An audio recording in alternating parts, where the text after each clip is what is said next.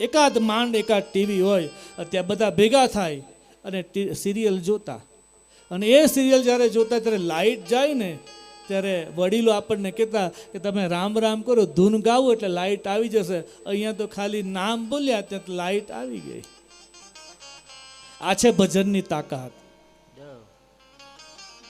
ભજનની તાકાત છે કે આપણા જીવનમાં અંધારું હોય ને અને ભજન કરો, એકવાર શબ્દ બોલો ત્યારે જીવનમાં ઉજાલો થઈ જાય. એનું નામ છે ભગવાનના ભજનની તાકાત. અને બાપાએ કહ્યું, બાપાને છાતીમાં માર્યું એટલે એને પકડી લીધા. છોકરાઓએ કહ્યું કે સાહેબ આ બાપાની જ અંતિમ ઈચ્છા હતી. તો એસપી સાહેબ, પીએસઆઈ સાહેબે કહ્યું તમારી પાસે કઈ એનું લખાણ બખાણ છે? છોકરાઓએ કહ્યું કે સાહેબ અમારી પાસે લખાણ નથી. પીએસઆઈ સાહેબે કહ્યું તમારી પાસે લખાણ નથી પણ અમારી પાસે તેની સાબિતી છે, પ્રૂફ છે. છોકરાએ કહ્યું કે શું છે સાહેબ? બોલે આ બાપાએ મરતા મરતા પોલીસ સ્ટેશનમાં આવીને અરજી આપી અને અરજીમાં લખ્યું છે કે અમારા ગામના છોકરાઓએ નક્કી કર્યું છે કે આ બાપો મરી જાય ને તો બાપાની છાતીમાં ખીલો ઠોકવો. આમ જીવતા જીવ પર ગામને નડ્યો અને મરતા મરતા પર છોકરાઓને જેલમાં પુરાવતો ગયો. આવું જીવનનો શું અર્થ? આવા જીવન એ બેકાર છે. આવું જીવન શું કામનું? કેવું જીવ્યા એ મહત્વનું, કેટલું જીવ્યા એ મહત્વનું નથી, પણ કેવું જીવ્યા એ મહત્વનું છે. તો ભગવાન શિવમાં પાર્વતીને જ્યારે કથા સંભળાવે છે ત્યારે એ જે બચ્ચું હતું એ બચ્ચુએ હોકારો પૂર્યો. દેવી ભાગવત કહે છે નિંદ્રા ભંગ કથા છેદો. કોઈ નિંદ્રાનો ભંગ કરે એ પાપ છે. પણ સાપને તમે જગાડો તો? સાપ સૂતો હોય ને એને સુવા દેવો, એને જગાડાય નહીં. જંગલમાં જઈએ ને સિંહ આપણને રસ્તામાં મળી જાય, હાવજ મળી જાય, એને આંગળી કરીને જગાડાય નહીં. અને જો આંગળી કરીને જગાડવા ગયા તો આપણે કાળનો કોડિયો થઈ જાય. એના કરતાં હૂતો હોય ને હૂતા રહેવો દેવો. સાપને જગાડવો નહીં. રાજાને પણ ન જગાડાય. રાજાને જે પણ આપણે આંગળી કરીને જગાડવા જઈએ ને એ રાજા વાજા ને વાંદરા ક્યારે ફરી જાય એનું કાંઈ નક્કી નહીં. અહીન રૂપસ્ય સિંહસ્ય. નોકરને પણ જગાડવો પડે, એમાં પાપ નથી. અમુક વસ્તુ દેવી ભાગવત કહે છે નિંદ્રાભંગ કથા છેદો. કથામાં વિચ્છેદ પાડે એ પાપ છે. આપણે કથામાં બેઠા છીએ, કંઈક કામ આવે, અચાનક કંઈક ફોન આવ્યો મહત્વનો હોય તો જરૂર ઉઠી શકાય. પણ આપણા ઉઠવાથી જો આજુબાજુ વાળાને વિક્ષેપ પડે તો એ પાપ છે. કોઈ ઉપનિષદ લગભગ ગર્ગ સંહિતા, એ ગર્ગ સંહિતામાં ગર્ગાચાર્ય ભગવાને લખ્યું છે, ગર્ગ સંહિતામાં કથામાં બેઠા હોઈએ અને આપણે ઊભા થઈ જાય, આપણો પગ બાજુવાળાને અડી જાય, આપણો પગ બાજુવાળાને સ્પર્શ થઈ જાય અને એ કથામાં એક લીનથી કથા સાંભળતા હોય અને એ વ્યક્તિની કથા ભંગ થઈ જાય અને એનો દોષ આપણને લાગે તો બીજા જન્મમાં એણે 42 વાર, ગર્ગ સંહિતા બોલે છે 42 વાર એણે લારવા બનવું પડે છે. લારવા એટલે ખ્યાલ છે? બહુ જૂનું પાણી હોય, અમારા સમીપભાઈને ખબર, કારણ કે એ નોકરી કરે છે પીએચસીમાં. એટલે ચોમાસાનું પાણી આપણી અગાસીમાં ભરાયું હોય, 15-20 દિવસ મહિનાનું પાણી કોઈ ટાયરમાં, કોઈ જૂના વાસણમાં ભરાયું હોય અને એ પાણીમાં તમે જુઓ ને તો અંદર આમ વલવલ કરતા જે જીવડા, એનું નામ છે લારવા. જે કોઈ વ્યક્તિ, ગર્ગ સંહિતા કહે છે કે જે કોઈ વ્યક્તિ કથામાં વિચ્છેદ ઉત્પન્ન કરે તો એને 42 વાર એને લારવા બનવું પડે છે. લારવા નામના જંતુ બનવું પડે. બને ત્યાં સુધી કોઈ કથા સાંભળતું હોય એમાં વિચ્છેદ ન પડાય. ઘણા લોકો તો આમ ગામડામાં કથા હોય ને તો આયોજકોની સાથે કોઈનું બનતું ન હોય તો જ્યાં જ્યાં ટ્રાન્સમીટર મૂક્યું હોય ને ત્યાં જઈને લાઇટ બંધ કરી આવે. ઘણા એવા છે, જાણી જોઈને લાઇટ બંધ કરી આવે. એ લોકોને એમ કે અમે બહુ મોટું મહાન કાર્ય કર્યું, પણ ભાઈ મહાન કાર્ય નથી કર્યું, તે તો બહુ મોટું પાપનું પોટલું બાંધ્યું છે. કે કેટલાય લોકોને કથાનો વિચ્છેદ કરાવ્યો. કથા વિચ્છેદ, દાંપત્ય પ્રીતિ ભેદનમ. કોઈ સારું પતિ પત્નીનું સુંદર વ્યવહાર થતું હોય, પતિ પત્ની સુંદર રીતે જીવન જીવતા હોય, અને એની વચ્ચે જઈ અને આપણે કોઈ શંકા દાખલ કરી દઈએ અને બે પતિ પત્નીને છૂટા પાડી દઈએ, એ બહુ મોટું બ્રહ્મ હત્યા સમાન એ પાપ છે. બને ત્યાં સુધી જોડવાનો પ્રયત્ન કરીએ, તોડવાનો નહીં. જોડાઈ જાય, જોડે ને એની સમાજમાં કિંમત છે.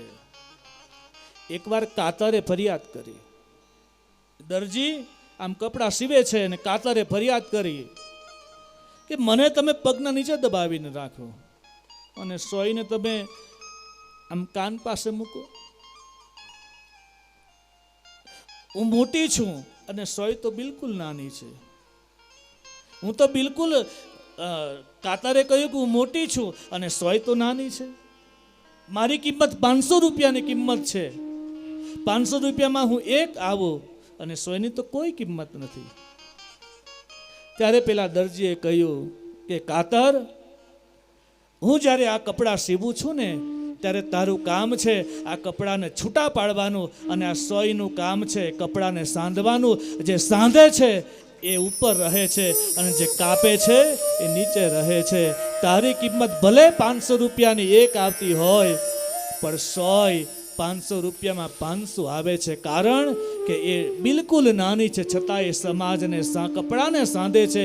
એમ વ્યક્તિ બિલકુલ નાનો હોય પણ સમાજને સાંધે, એની સમાજમાં કિંમત વધે. પણ ગમે એટલો મહાન માણસ હોય પણ એ સમાજમાં કાપવાની વાત કરે ત્યારે એની સમાજમાં કિંમત નથી હોતી. એનું મૂલ્ય બિલકુલ નાનું હોય છે. નિંદ્રા ભંગ દાંપત્ય પ્રીતિ ભેદનમ શિશુ માતૃ વિભેદશ્ચ. માં અને દીકરાને છૂટું પાડવું. માં અને નાના બાળકને કદાચ અણબનાવ થાય અને છૂટાછેડાનો પ્રસંગ આવે ત્યારે કોર્ટમાં કેસ ચાલે, અને કોર્ટમાં કેસ ચાલે અને બાપ એમ કહેતો હોય કે આ દીકરો મને મળે, દીકરી મને મળે, કારણ કે માંથી દીકરું છૂટવું ન પડે. તો એ દીકરાને કે દીકરીને માંથી છૂટું પાડવું, મા બાપથી છૂટું પાડવું એ પાપ છે. શિશુ માતૃ વિભેદશ્ચ બ્રહ્મ હત્યા સમાનીય. આટલા એ ભયંકર પાપ કહેવાયા છે દેવી ભાગવત અનુસાર. તો માં પાર્વતીએ હોંકારો ન ભર્યો અને પેલું બચ્ચુએ હોંકારો ભર્યો, અને બચ્ચુએ હોંકારો ભર્યો. ભગવાન મહાદેવે જોયું કે આ કોણ બોલે છે, અને ત્યાં જ ભગવાન મહાદેવે દેવીને આવાહન કર્યું. માં પાર્વતીને જાગૃતિ આવી અને માં પાર્વતીએ ને ભગવાન મહાદેવ પૂછે છે, દેવી તમે કથા સાંભળી? ત્યારે પાર્વતીજી નીચું જોઈ ગયા અને ભગવાન મહાદેવને એમ થયું કે મેં જે અમર કથા સંભળાવી છે અમરનાથની ગુફામાં, આ કોણે સાંભળી?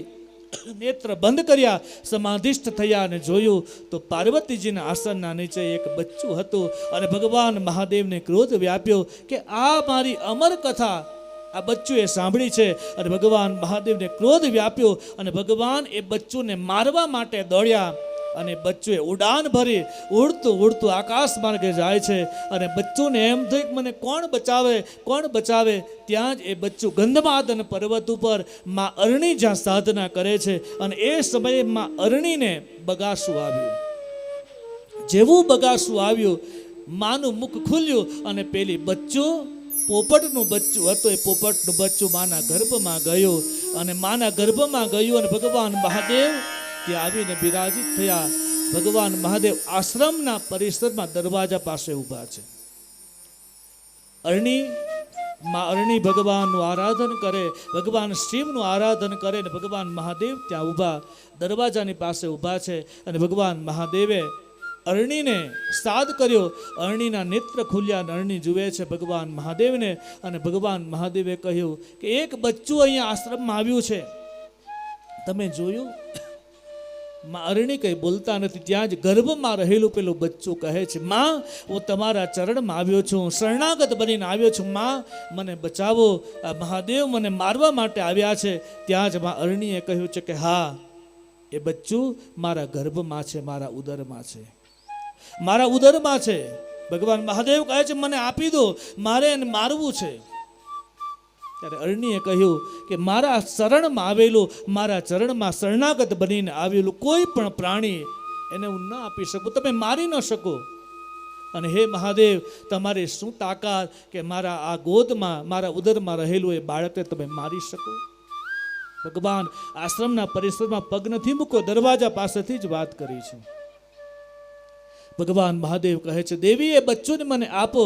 ત્યારે અરણીએ ચોખ્ખી ના પાડી. પેલું બચ્ચું અંદરથી હાથ કરે કે માં મને બચાવો. અને ભગવાન મહાદેવ કહે છે દેવી, તમારા ગર્ભમાં રહેલું એ બચ્ચું મારી અમર કથાને સાંભળી છે. અને ભગવાન મહાદેવ અરણીને પૂછે છે તમે શેના માટે તપ કર્યું? બોલે આપને પ્રસન્ન કરવાને માટે. શું કામ? બોલે મને સંતાન નથી અને એટલા માટે મેં તપ કર્યું. ભગવાન મહાદેવ કહે છે કે તમે મારું તપ કર્યું, હું આપના તપથી પ્રસન્ન થયો છું, માટે હું આપને વરદાન આપું છું કે તમારા ગર્ભમાં રહેલું એ બાળક મારો જ અંશ બની અને જગતમાં અવતાર ધારણ કરશે. અને એ જ ભગવાન અંતર ધ્યાન થયા છે, આશીર્વાદ આપી અને અંતર ધ્યાન થયા. સમય વીતે છે, 9 મહિના પૂર્ણ થયા, 10 મહિના થયા છે, પણ એ બાળક અવતરવાનું નામ નથી લેતું, જન્મ થતો નથી. 11 મહિના થયા, 12 મહિના થયા, 1 વર્ષ થયું, છતાં પણ બાળકનો જન્મ ન થયો. 12 મહિના પૂરા થયા, બીજા 24 મહિના પૂરા થયા, આમ કરતા કરતા 16 વર્ષ પૂરા થયા છે. 16 વર્ષ ગર્ભમાં રહ્યો એ બાળક, 16 વર્ષનું એ ગર્ભ. એને માં અરણી કહે છે બેટા હવે તું બહાર આવ, જન્મ ધારણ કર. અને ગર્ભમાં રહેલું બાળક કહે છે મારે આ જગતમાં આવવું નથી. કેમ? કે ભલે હું જગતમાં આવું ને તો પરમાત્માની માયા મને વળગે, મારે માયાથી પર થવું છે, પરમાત્માની માયા મને ન વળગે. અને હું જો જગતમાં આવું તો મને માયાને આધીન થવું બને. માં મને વચન આપ, માં મને વચન આપ કે મને માયાનું આવરણ ન લાગે તો જ હું આ ધરા ઉપર આવું. માં અરણી કહે છે કે બેટા આ જગતમાં એવું કોઈ વ્યક્તિ નથી કે જે માયાને આધીન ન હોય. બધા જ માયાના દીકરાઓ છે. જે માયાના દીકરાઓ હોય એ માયાને આધીન હોય, પણ માયાના જે સ્વામી હોય એ સ્વામીને જ માયા આધીન છે. બોલે કોણ? કે માયા જેને આધીન છે એ કોણ છે? ત્યારે ગર્ભમાં રહેલું બાળક કહે છે માં એનું નામ છે માધવપતિ. માધવપતિ આવે અને માધવપતિ આવીને મને વચન આપે કે મારી માયા તને ન વળગે તો હું જન્મ ધારણ કરું. અને માં અરણીએ કહ્યું છે કે હું ભગવાન નારાયણના અંશમાં ભગવાન કૃષ્ણને ત્યાં પુકાર કર્યો અને ભગવાન કૃષ્ણ ત્યાં પ્રગટ થયા. અને ભગવાન કૃષ્ણને માં અરણી કહે છે કે મારા ગર્ભમાં રહેલું બાળક એમ કહે છે કે ભગવાનની માયાનું આવરણ મને લાગે નહીં તો જ આ જગતમાં આવું, મને વચન આપો. અને ભગવાન કૃષ્ણએ વચન આપ્યું કે હે ગર્ભમાં રહેલા બાળક, તમે તમારા માના ઉદરમાંથી તમે બહાર જન્મ ધારણ કરો. હું તને વચન આપું કે મારી માયા તને વળગે નહીં. ભગવાને વચન આપ્યું અને માં અરણીના ગર્ભમાંથી 16મા વર્ષે બાળકનો જન્મ થયો. જેવો જન્મ થયો એ જન્મતાની સાથે જ જે ઓર હતી ઓર ખભા પર નાખી અને એ જંગલમાં દોડ્યા છે. જંગલમાં દોડ્યા અને એ જે માં અરણીના ઉદરમાં જે બાળક હતું એ સુખ એટલે કે પોપટનું બચ્ચું હતું, એટલા માટે બાળકનું નામ પડ્યું છે સુખદેવજી. એક વાર ભાવને શ્રદ્ધાથી બોલીએ સુખદેવજી ભગવાન કી જય. સુખદેવજી ભગવાનનો જન્મ થયો. જન્મતાની સાથે દોડતા ગયા. ભગવાન વ્યાસ પાછળ દોડ્યા અને પાછળ દોડતા દોડતા ભગવાન વ્યાસ કહે છે બેટા ઊભો રહે, મારું કામ છે, ઊભો રહે. ત્યાં સુખદેવજી જંગલમાં દોડતા જાય, ઊભા નથી રહેતા. અને ત્યારે જંગલમાં રહેલા વૃક્ષો બોલવા લાગ્યા. વરહા પીડમ નટવર વપુહુ કર્ણયો કર્ણિરસાયનમ. જંગલમાં રહેલા વૃક્ષો કહે છે કે હે વ્યાસજી, તમે તમારા આટલી ઉંમરે પુત્રનો મોહ થયો, તમારો પુત્રનો જન્મ થયો ને તમે એક સામાન્ય પિતાની માફક તમે બાળકની પાછળ દોડો. અમે જુઓ અમારા ઉપર આ વૃક્ષ ઉપર જે ફળ આવે છે ને એ ફળ ઉપર અમને મોહ નથી. અમારું જે પુત્ર છે અમને એના ઉપર મોહ નથી. કોઈ પથ્થર મારે ને અમારા ઉપર તો અમે એને ફળ આપીએ છીએ. ઝાડવા ફળરે નથી ખાતા, ઉપકારી એનો આત્મા. ગાવલડી પોતાના દૂધરે નથી પીતી, કારણ કે ઉપકારી એનો આત્મા છે. એ ઝાડમાં પોતે ના ફળ નથી ખાતા રે, ઉપકારી આત્મા રે. ઝાડવા પોતે ના ફળ નથી જોને ખાતા રે, ઉપકારી એનો આત્મા રે.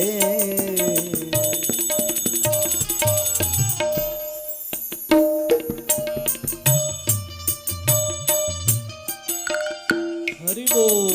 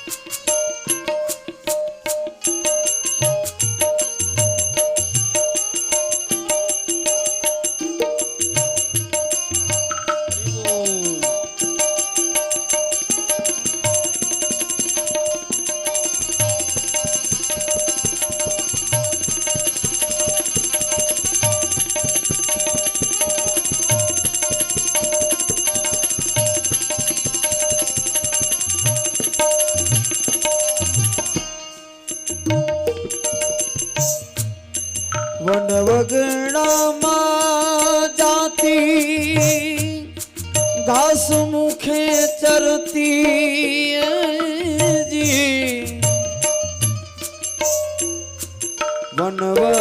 વનવગડામાં જાતી ઘાસ જોને મુખે ચરતી એ જી ઓલી ગાવલડી એ પોતાના દૂધ નથી પીતી રે, ઉપકારી એનો આત્મા હોજી, આત્મા હોજી. એ જીઓલા ઝાડવા પોતાના ફળ નથી ખાતા રે, ઉપકારી એનો આત્મા રે.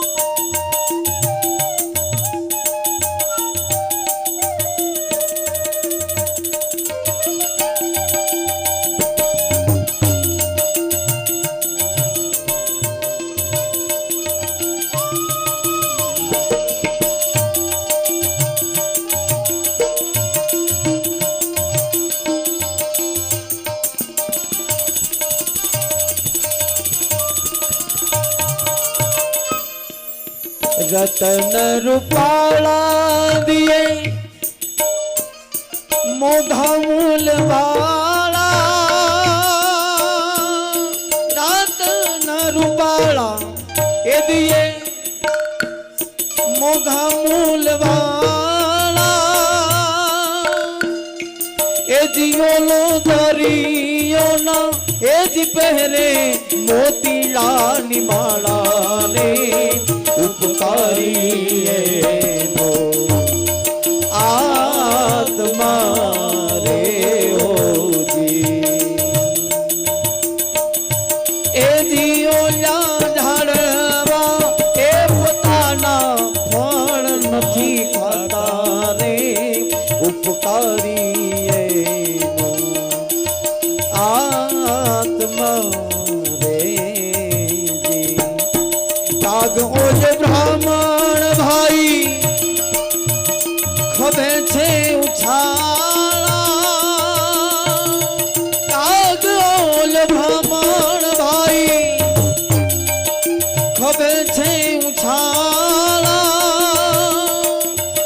એ જીએની કરવી છે એ દુનિયાની સેવા રે ઉપકારી એનો આત્મા રે જી આત્મા રે જી આત્મા રે ભગવાન વ્યાસ સુખદેવજીની પાછળ દોડ્યા અને ઝાડવાઓએ ઉત્તર આપ્યો છે. ઝાડવા પોતાના ફળ નથી ખાતા, કારણ ઉપકારી એનો આત્મા છે. નદીઓ પોતાનું પાણી નથી પીતી, કારણ ઉપકારી એનો આત્મા છે. સંત પણ ઉપકારી આત્મા છે. એ પોતાના માટે નથી જીવતા, એ સમાજને માટે જીવે છે. તરુવર સરોવર સંત જન ચારો દરિયા દેહ. ઉપકારને માટે, સમાજના કલ્યાણને માટે આવે છે. એવા ઝાડવાઓએ પ્રણામ કર્યા, એવા સુખદેવજીના ચરણોમાં અમે વંદન કરીએ છીએ. પહેલા શ્લોકમાં સચ્ચિદાનંદ પરમાત્માના વંદન કર્યા, બીજા શ્લોકમાં સુખદેવજીને પ્રણામ કર્યા અને ત્રીજા શ્લોકમાં પદ્મપુરાણ અંતર્ગત ત્રીજા શ્લોકથી કથાનો આરંભ થાય છે. કથાનો આરંભ મોટાભાગે બધી કથાઓ નૈમિષારણ્યમાં થઈ છે. નૈમિષારણ્ય એક એવું ક્ષેત્ર છે કે જ્યાં બધી જ કથાઓનો જન્મ થયો છે. અને ભાગવતકાર કહે છે, નૈમિષે સુતમાસીન અભિવાદ્ય મહામતિમ કથામૃત રસાસ્વાદ સૌનકો અબ્રવીત. નૈમિષે સુતમાસીન, એક વાર નૈમિષારણ્યમાં ખૂબ મોટો જ્ઞાન યજ્ઞનું આયોજન થયું. હજારો વર્ષ ચાલે એવું આયોજન થયું. બધા ઋષિમુનિઓ ભેગા થયા અને ઋષિમુનિઓ ભેગા થયા અને બ્રહ્માજીની પાસે ગયા અને બ્રહ્માજીને કહે છે કે હે બ્રહ્માજી, હે પિતામહ, અમારે જ્ઞાન યજ્ઞનું આયોજન કરવું છે, પણ અમે ક્યાં કરીએ? એના માટે તમે કોઈક ભૂમિ બતાવો જ્યાં ત્યાં ભગવાનની કથા પણ નથી થતી, જ્યાં ત્યાં પણ ભગવાનનું ભજન નથી થતું, જ્યાં કંઈક સત્કર્મ થયું હોય એ જ ભૂમિ ઉપર સત્કર્મનું આયોજન થાય છે. તમે તમારા ઘરમાં જે ઘરનું મંદિર હોય એ ઘરના મંદિરમાં તમે જપ કરો અને જે તમે અનુભવ કરો અને એ જ તમે જપ ઘરની પાછળ બાળામાં ઉકરડો હોય અને ઉકરડા ઉપર બેસીને તમે જપ કરો, કરી શકાય? જ્યાં કચરો પડ્યો હોય એ કચરા ઉપર બેસીને ભગવાનનું ભજન થતું નથી. ઘરના મંદિરમાં જ બેસીને ભજન થાય. આખા ઘરમાં તો બધી જ જગ્યાઓ છે, છતાં અનેક જગ્યા ઉપર આપણે બેસીને ભજન નથી કરતા. ભગવાનના મંદિરમાં બેસીને જ ભજન કરીએ. એનું કારણ કે ભૂમિની એક જાગૃતતા છે, એ ભૂમિમાં કંઈક રોપાયું છે અને જ્યાં જે વવાયું હોય ને એ જ ઉગે છે.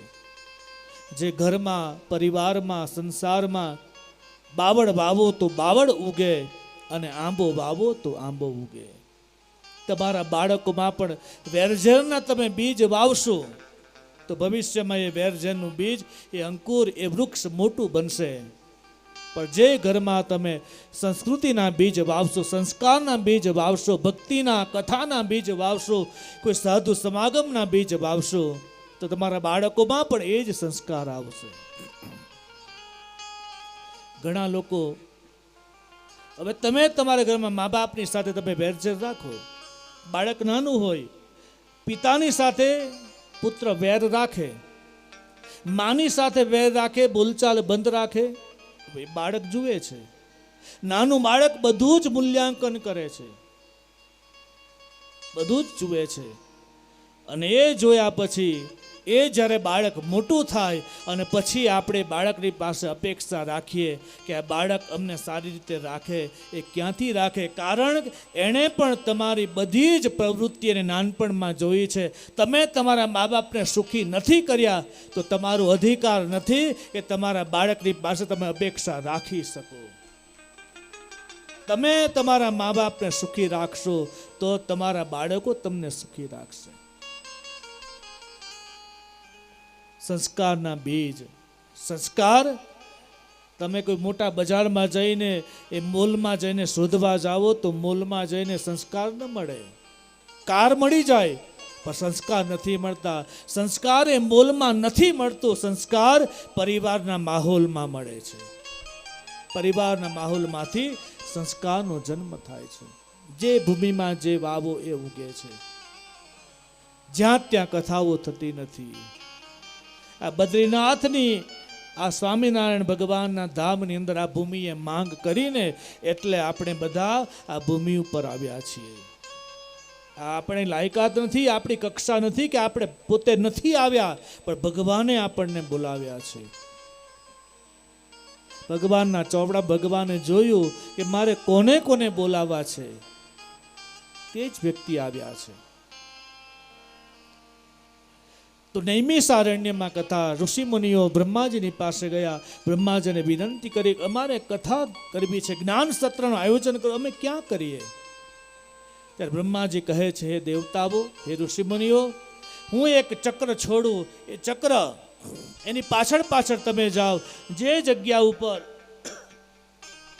ચક્રના આરાવો છૂટી જાય, એ ચક્રની આરાવો તૂટી જાય, એ જગ્યા ઉપર તમે જ્ઞાન સત્રનું આયોજન કરજો. એ ચક્ર, બ્રહ્માજીએ છોડેલું ચક્ર આ ભૂમંડળ ઉપર ફર્યું અને ઋષિમુનિઓ પાછળ પાછળ જાય છે. અને એ ચક્ર આપણા ભારત વર્ષની ધરા ઉપર ઉત્તર પ્રદેશમાં લખનૌથી આગળ સીતાપુર જિલ્લામાં લગભગ લખનૌથી 90 કિલોમીટર દૂર ક્ષેત્ર નૈમિષારણ્યમાં એ ચક્ર આવ્યું અને ભૂમિની અંદર ગયું. ચક્રના આરાવો તૂટ્યા. એટલે બ્રહ્માજીના કહ્યા પ્રમાણે દેવતાઓએ, ઋષિમુનિઓએ ત્યાં રહી અને જ્ઞાન સત્રનું આયોજન કર્યું. ઋષિમુનિઓ બ્રહ્માજીની પાસે ગયા અને બ્રહ્માજીને જઈને કહ્યું કે તમારા છોડેલા ચક્ર એની પાછળ પાછળ અમે ગયા. બ્રહ્માજીએ પૂછ્યું કે ચક્ર ક્યાં પડ્યું?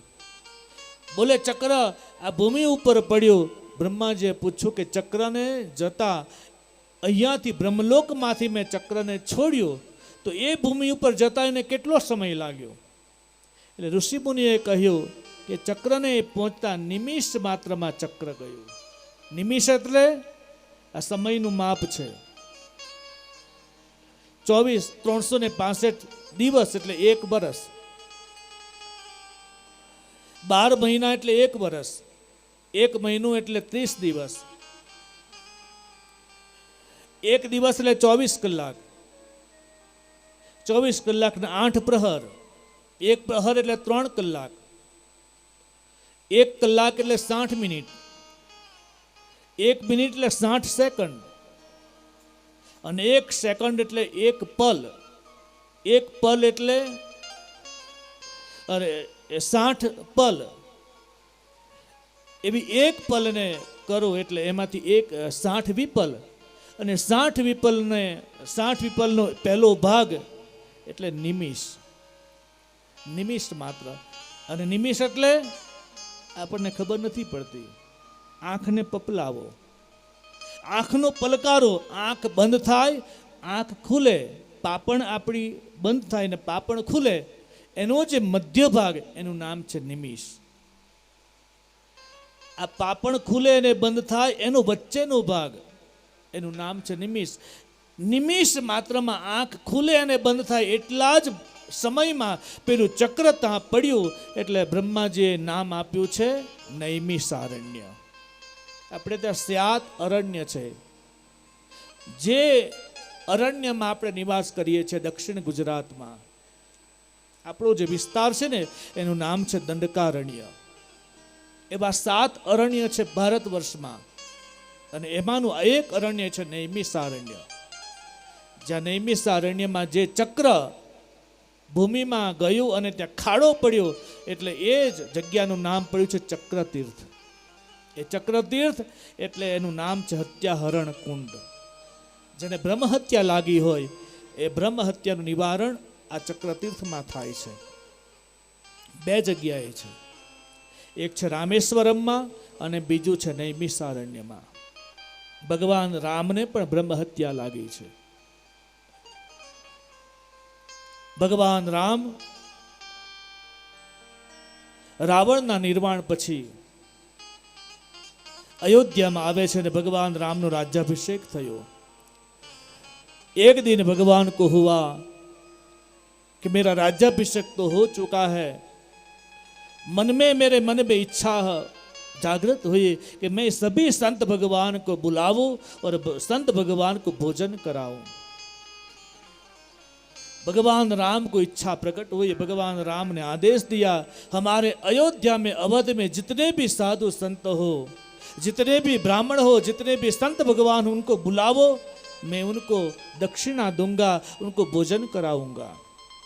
सभी संत भगवान आए, सभी संत भगवान आए, लेकिन एक महात्मा, एक संत थे, वो नहीं आए.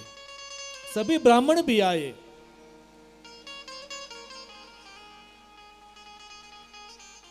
सेनापति ने जाकर भगवान राम को कहा कि भगवान, सभी को हमने बुलाए, लेकिन एक संत, एक ब्राह्मण देवता वो नहीं आ पाए.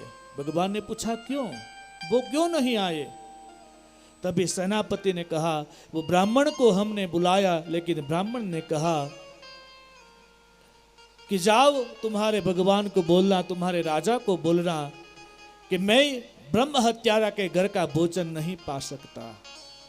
आपका मालिक, आपका राजा वो ब्रह्म हत्यारा है. ब्रह्म हत्या के घर ब्रह्म हत्या लगी है, आपके राजा को मैं नहीं भोजन पाऊंगा. सेनापति ने आकर भगवान राम को बोला. भगवान ने सोचा, मैंने कहा ब्रह्म हत्या की. भगवान राम उस महात्मा के पास गए और भगवान राम ने पूछा कि आपने बोला कि मुझे ब्रह्म हत्या लगी है? कि बोले हाँ. हे राघव, आपको ब्रह्म हत्या लगी है. भगवान राम ने कहा कि मुझे ब्रह्म हत्या नहीं लगी. बोले नहीं, आपने रावण को मारा है. रावण तो ब्राह्मण है, रावण तो ब्राह्मण देवता था, और आपने रावण को मारा, इसीलिए आपको ब्रह्म हत्या लगी है. भगवान ने कहा, मैंने कहा रावण को मारा, वो तो अपने पाप से मरा है, मैंने नहीं मारा. लेकिन वो ब्राह्मण देवता ने कहा, राम ने बोला कि मैंने ब्रह्म हत्या नहीं की. बोले नहीं, आपने ब्रह्म हत्या की है. तो तभी भगवान राम ने कहा, उनकी साबिती क्या है? मैंने ब्रह्म हत्या की, उनकी कोई कुछ साबिती तो होगी. तभी उस महात्मा ने कहा, हे राम, 1 महीने के बाद आपके हाथ में, हथेली में कुछ बाल उगेंगे, कुछ केश उगेंगे. केश का जन्म होगा, कुछ बाल का जन्म होगा. 1 महीना हुआ तो भगवान हाथ के जमने हाथ में केश उगने लगे. भगवान ने सोचा कि महात्मा की बात सच्ची हुई. भगवान राम उस महात्मा के पास गए और भगवान ने पूछा कि उसका निवारण? बोले हाँ. क्या? उसका निवारण है, आप चक्रतीर्थ में जाओ, नैमिषारण्य में जाओ, चक्र तीर्थ का जो पानी है उसमें स्नान करो, तभी आपको ब्रह्म हत्या का निवारण होगा, तभी आपकी ब्रह्म हत्या मिटेगी। भगवान शिव को भी ब्रह्म हत्या लगी थी, तो भगवान कहां गए थे? ब्रह्मा जी का 5वां मुख था, वो ब्रह्मा जी का 5वां मुख का भगवान शिव ने छेदन किया, तभी भगवान शिव को भी ब्रह्म हत्या लगी थी। और 5वां मुख भगवान की हथेली में चोट गया था। तो भगवान शिव भूमंडल पे घूमने लगे। घूमते घूमते भगवान शिव काशी में भी गए। काशी में गए तो थोड़े समय भगवान शिव के हाथ में से जो ब्रह्मा जी का मस्तक था वो गिर गया। ब्रह्म हत्या थोड़ी भगवान शिव को जो लगी थी वो ब्रह्म हत्या थोड़ा निवारण हुआ, थोड़े समय के लिए।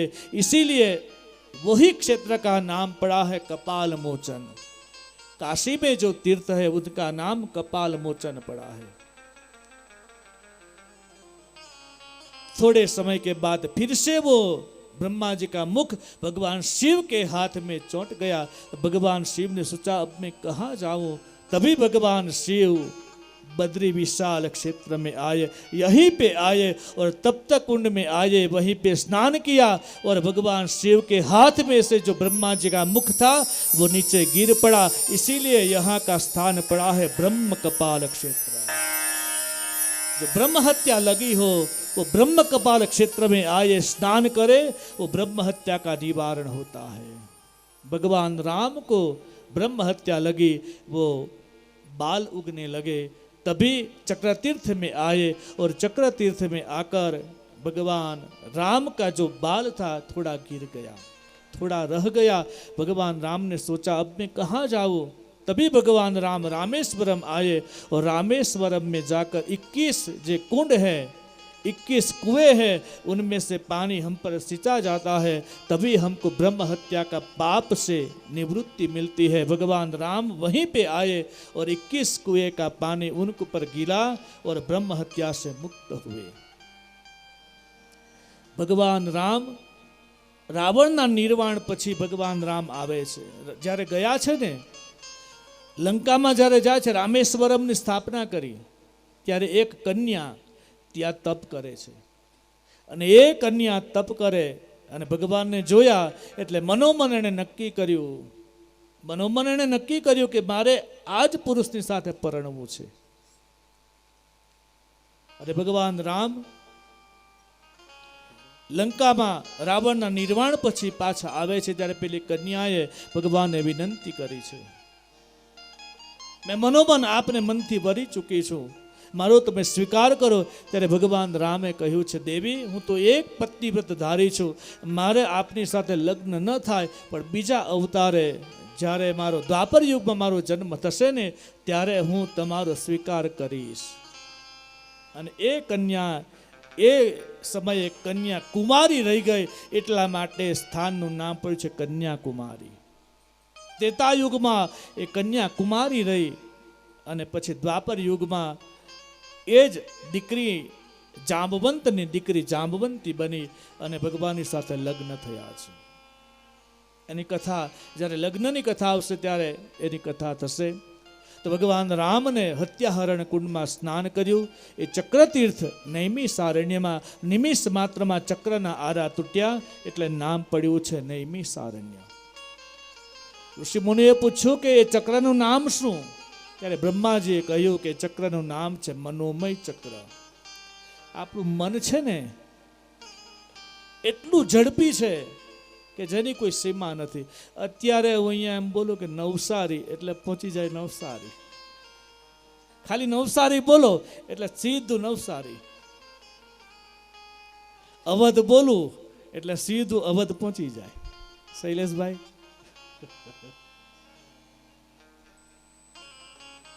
વડોદરા બોલું એટલે સીધું વડોદરા પહોંચી જાય। અમેરિકા બોલું મુકેશભાઈ એટલે સીધું હમણાં અમેરિકા પહોંચી જાય। સૂર્યના કિરણોને તો અમુક સમય લાગે, પણ આપણા મનને ગતિ બહુ ઝડપી છે। મનની ગતિ એને કોઈ માપી નથી શકતું। નામ બોલો ત્યાં મન પહોંચી જાય, એટલે એનું નામ પડ્યું છે મનોમય ચક્ર. મનોમય ચક્ર નિમિષ માત્રમાં પહોંચ્યું ત્યાં કથા થાય. આપણું મન પણ જે જગ્યા ઉપર જાય અને સ્થિર થઈ જાય ત્યાં જ ભગવાનની કથા થાય છે. આપણે ભલે ગુજરાતમાં, પણ આપણું મન બદ્રીનાથમાં સ્થિર થયું. એટલા માટે આપણે બધા જ આ બદ્રી વિશાલની ધરા ઉપર ભગવાનની કથામાં બેઠા છીએ. आप मुस्कुराइए, आप प्रसन्नता पाइए, क्योंकि हम लोग बद्रीनाथ की छाया में बैठे हुए हैं, बद्री विशाल की गोद में बैठे हैं. આ એક શ્લોક છે. નૈમિષે સુતમાસીન અભિવાદ્ય મહામતિ. આ શ્લોકમાં વક્તા અને શ્રોતા આ બેના લક્ષણો બતાવ્યા છે. અભિવાદ્ય મહામતિ, વક્તા કેવો હોય? મહામતિ હોય. મતિ નહીં, એની મહામતિ હોય. આ વક્તાના લક્ષણ છે. વક્તા ગુરુ પરાયણ હોય. પહેલું લક્ષણ એ ગુરુને આધીન હોય. આપણે અહીંયા જે કંઈ બેઠા છીએ ને, આપણી આ કમાણી નથી. આ કમાણી આપણા ગુરુની કમાણી છે. આપણા ગુરુ બેઠા બેઠા આપણા માટે આપણો જાપ કરે છે ને, એટલા માટે આપણે અહીંયા બેસી અને આપણે આનંદ કરીએ છીએ. આ આપણી કમાણી નથી. મેં કહ્યું ને કે રામકિશોરદાસ સાહેબની આ કમાણી છે કે આજ પ્રભુદાસ સાહેબ આપણને મળ્યા અને આ ભાગવત કથા મળી છે. તમારા ઘરે કોઈ દુકાનમાં, કોઈ ફેક્ટરીમાં, કંઈક પણ જગ્યાએ બેસીને તમે જે કમાણી કરો ને, એ તમારા પરિવાર માટે છે. દુકાન ઉપર બેસીને કમાણી કરો એ તમારા પરિવારને માટે છે. કથામાં બેસીને કમાણી કરો એ તમારા પોતાને માટે છે. આ 7 દિવસની કમાણી એ તમારી પોતાની કમાણી છે. એમાં કોઈ ભાગ નથી પડાવી શકવાનો. તમે જે અહીંયા બેસીને ભજન કરશો એ તમારી કમાણી છે. આ કથા એ પણ તપ છે. અહીંયા ભજન અને ભોજન, ગઈકાલે પણ મેં કોઈકને કહ્યું કે આપણે અહીંયા આવ્યા છે ને, એ 2 જ વસ્તુ માટે આવ્યા છે. એક ભજન કરવા અને ભોજન કરવા. ભજન અને ભોજન. સવારે કેવું સરસ કોફી મળી જાય, ચા મળી જાય, નાસ્તો મળી જાય, કેવી સુંદર વ્યવસ્થા કરી છે સાહેબે. બપોરે કથાનો વિરામ થશે એટલે આપણા માટે ભોજન તૈયાર છે. ડીશો પણ આપણી રાહ જુએ, તપેલા પણ આપણી રાહ જુએ કે ક્યારે આવે. કારણ કે આપણે ભજન કર્યું છે. 7 દિવસ 4-4 કલાક બેસીને તમે અહીંયા ભજન કરશો ને, ત્યાં ભોજન પણ આપણી રાહ જોશે કે ક્યારે આવે અને મારો સ્વીકાર કરે. ભજન અને ભોજન. ભોજન એ આપણા શરીરને માટે છે, જ્યારે ભજન આપણા આત્માને માટે છે. 2 હાથ જોડીને મારી વિનંતી છે. ગઈકાલે પણ મેં વિનંતી કરી કે આ ભૂમિ ઉપર આવ્યા છે, બહુ સાવધાન રહેજો. આ ભજનની ભૂમિ છે, આ તપની ભૂમિ છે. ભગવાન નારાયણ અને ભગવાન નર અહીંયા તપ કરે છે. ભગવાન શિવ અહીંયા બેસીને તપ કર્યું, એની આ ભૂમિ છે. બીજું કાંઈ ન થાય તો વાંધો નહીં, નિરંતર હરિનું સુમિરન કરીએ. જો માળા ન લાવ્યા હોય તો પણ કોઈ ચિંતા નહીં, કર માળાથી પણ ભગવાનનું ભજન થાય. અને ભગવાનનું ભજન કરશો ને એટલે નિશ્ચિત ભક્તિનું વજન વધશે, અને વજન વધશે એટલે દ્વારિકાધીશ આપણી સામે આવીને ઊભો રહેશે. કારણ કે ભજનનું વજન વધે એટલે એને આવવા વગર છૂટકો નથી, એને આવવું જ પડે. વક્તાના લક્ષણ છે ગુરુ પરાયણ હોય. બીજું લક્ષણ છે જે ગ્રંથ લઈને બેઠા છે એ ગ્રંથને આધીન હોય. આપણે વક્તા બનીને અહીંયા હું બેઠો છું, આ ગ્રંથને આધીન છું. ગ્રંથ આપણે આધીન નથી. ગ્રંથને આધીન આપણે ચાલવું પડે. જે વક્તા ગ્રંથને આધીન ન ચાલે એનું પછી વધારે હાલતું નથી. આ ગ્રંથને પરાયણ, વ્યાસપીઠ એને વ્યાસ પરાયણ રહેવું પડે, ગ્રંથ પરાયણ રહેવું પડે. શાસ્ત્ર, વક્તાનું લક્ષણ છે શાસ્ત્ર પરાયણ હોય, ગુરુ પરાયણ હોય, ગ્રંથ પરાયણ હોય. ત્રીજું છે સત્ય પરાયણ હોય. બોલે એવું એનું વચન, જેવું વચન એવો વ્યવહાર હોય, જેવી વાણી એવો વ્યવહાર હોય. અને સમાજમાં વક્તૃત્વ અને કર્તૃત્વ, વાણી અને કર્મ જો સરખા થઈ જાય તો સમાજમાં એની પૂજા થાય છે. વક્તૃત્વ અને કર્તૃત્વ સરખું થઈ જાય તો સમાજ એને પૂજે છે. પણ ક્યારેક એવું બને કે વાણી કંઈક જુદી હોય અને વ્યવહાર કર્મ કંઈક જુદા હોય તો પછી સમાજમાં એ ફેંકાય છે. ઘણીક વાર વ્યવહાર બરાબર હોય પણ વાણી એની તુચ્છ હોય. જે બીજાને તુચ્છ સમજે એ ભીતરથી સ્વચ્છ નથી રહી શકતો. જે બીજાને તુચ્છ સમજે એ ભીતરથી કઈ રીતે સ્વચ્છ થઈ શકે? જે બીજાનો તિરસ્કાર કરે, જે અન્યનો તિરસ્કાર કરે, એને જીવનમાં ક્યારેય પણ પરમાત્માનો સાક્ષાત્કાર થતો નથી. કારણ કે મુझ में राम, तुझ में राम, सब में राम છુપાયા है. ગોસ્વામીજી કહે છે, સિયા રામ મય સબ જગ જાની, કરઉં પ્રણામ જોરી જુગ પાની. બધામાં જ રામ છુપાયો છે. જીવ જંતુ જડ ચેતન જીવ જગતની અંદર પ્રત્યેકમાં પરમાત્મા છુપાયા છે.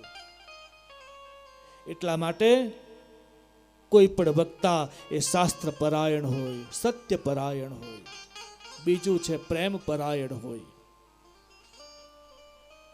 કરુણા પરાયણ હોય, ઈષ્ટ પરાયણ હોય, સંત પરાયણ હોય. અને અંતિમ લક્ષણ છે વક્તા એ શ્રોતા પરાયણ હોય. શ્રોતાને શું જોઈએ એ વક્તા એની નાડી પકડે છે. વક્તાને ખબર હોવી જોઈએ કે શ્રોતાઓ જે બેઠા છે શ્રોતાઓને શું જોઈએ છે. વક્તાને ખબર પડવી જોઈએ કે બહેનોને ગરબા રમવાની ઈચ્છા છે. વક્તાને ખબર પડવી જોઈએ કે શ્રોતાઓને શું જોઈએ છે. હાસ્ય જોઈએ, શાસ્ત્રની કથાઓ જોઈએ, વ્યવહાર જગતની કથાઓ જોઈએ, સામાજિક રીત રિવાજોની કથા જોઈએ. વક્તાને ખબર પડવી જોઈએ. અમુક એવી જગ્યા હોય, અમુક એવા કથા પંડાલો હોય કે જ્યાં બિલકુલ જ્ઞાનની ચર્ચાઓ ચાલે, ઇતર કોઈ વસ્તુ નહીં, બસ જ્ઞાન સત્ર. સમાજના લોકો જ્યાં ભેગા થાય ત્યાં બધી જ કથાઓ આવે, અને બધી કથાઓ આવે ને તો જ એમાં આનંદ આવે. આ બેનો દાળ બનાવે તો માત્ર કુકરમાં દાળ બાફી નાખે અને એવી દાળ આપણને આપી દે તો ભાવે ખરી? પાણી નાખી અને દાળને વલોવી નાખે અને એવી દાળ આપી દે તો દાળ કેવી લાગે? પણ એ જ દાળમાં તમે હળદર નાખો, થોડું મીઠું નાખો, થોડો અંદર ગરમ મસાલો નાખો, રાઈથી વઘાર કરો, કઢી લીમડો નાખો અને એ રાઈની અંદર અનેક વસ્તુઓ નાખો ત્યારે રાઈ એ જ દાળનો સ્વાદ આવે. એમ ભગવાનની કથામાં બધી જ વસ્તુ અંદર ઉમેરો કરીએ ને તો જ ભગવાનની કથામાં આનંદ આવે છે. એમાં રામાયણ પણ આવે, ભાગવત પણ આવે, શિવપુરાણ પણ આવે, દેવી ભાગવત પણ આવે. સમાજના વ્યવહારની વાતો આવે ને તો જ કથામાં રસ જાગે છે. માત્ર અહીંયાથી તમે કહેતા હોય તો માત્ર કથાઓ, જ્ઞાનની જ કથાઓ કરો, પણ તમને આનંદ આવશે? આપણને જે રૂચે ને, જે ગમે ને એવું વક્તાને ખબર પડવી જોઈએ કે આપણને શું જોઈએ છે. થાળી પીરસી દો અને થાળીની અંદર દાળ પણ મુકાય, ભાત પણ મુકાય, મોહન થાળ પણ મુકાય, ભજીયા પણ મુકાય, ગોટા પણ મુકાય. પણ પીરસનારને ખબર પડવી જોઈએ કે આને શું વધારે ભાવે છે. થાળીમાં પીરસાય ને એટલે જે વસ્તુ પહેલા ઉચકે અને પીરસનારને ખબર પડી જાય કે આને આ વસ્તુ ભાવે છે એટલે પાછું લાવીને મૂકી દે, એને ખબર પડી જાય. અને પીરસતા હોઈએ ત્યારે વારંવાર આવીને પૂછે કે મૂકું મૂકું મૂકું, ત્યારે માનું કે એનું મન ટૂંકું.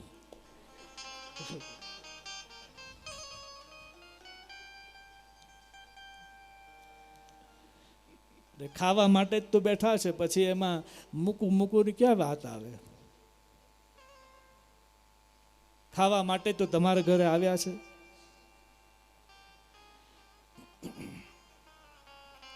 જેને જે વસ્તુ ભાવતી હોય એને ખબર પડી જાય.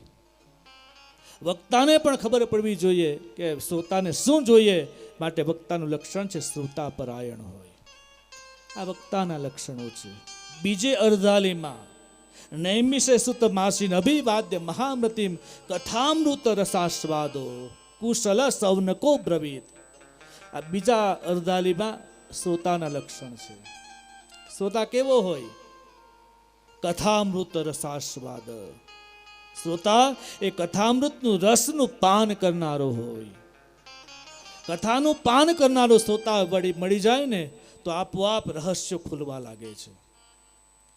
લાયક વક્તા મળી જાય તો શાસ્ત્રના રહસ્ય આપોઆપ ખુલવા લાગે. શાસ્ત્રને પણ એમ થાય કે મને પણ લાયક વક્તા મળે. અને જ્યારે લાયક વક્તા મળી જાય ત્યારે એની સામે ભાગવત પણ આવી જાય, શિવપુરાણ પણ આવી જાય, અને બધા શાસ્ત્રો આજુબાજુ આવીને ઊભા રહે. અને શાસ્ત્રો પણ એમ ઈચ્છા કરે મને ક્યારે ઉઠાવે, મને ક્યારે ઉઠાવે, મને ક્યારે મારામાંથી લઈ લે. આમ શાસ્ત્ર પણ ઈચ્છા કરે મને જલ્દી લઈ લે તો સારું, મને જલ્દી લઈ લે તો સારું. કારણ કે શાસ્ત્ર એને ખબર છે કે મારા માટે વક્તા લાયક છે. એમ શ્રોતા પણ કથામૃતને માટે એ લાયક હોવો જોઈએ. કથામૃત રસાસ્વાદ. કથા એ અમૃત છે, સામાન્ય નથી. અમૃત દેવતાઓને પણ દુર્લભ છે. હવે એવું શ્રોતાઓ કથામૃતનું પાન કરનારા હોય. શ્રોતાઓને માટે પણ કહેવાય એ ગુરુ પરાયણ હોય. તમે જે તમારા ગુરુ હોય એ ગુરુને આધીન રહેવું, ગુરુને પરાયણ રહેવું. પણ ઘણી વાર એવું થાય ગુરુને આપણે પરાયણ બનાવી દઈએ, ગુરુને આપણે પરાયણ બનાવી દઈએ. ગુરુને શિષ્ય કહે ને તેમ ગુરુએ ચાલવું પડે. શિષ્ય કહે કે આમ બેસો એટલે ગુરુ બેસવું પડે. કારણ કે ગુરુને શિષ્યને આધીન, શિષ્યો પણ એવા હોય કે ગુરુને આધીન બનાવી દે. એ ગુરુને ચેલા આમ આશ્રમમાં સૂતા છે. રાત પડી એટલે એક બિલાડી ઘરમાં આવી, આશ્રમમાં આવી, રૂમમાં આવી. એટલે ગુરુએ પૂછ્યું કે બેટા આ બહાર વરસાદ પડે છે કે નથી પડતો?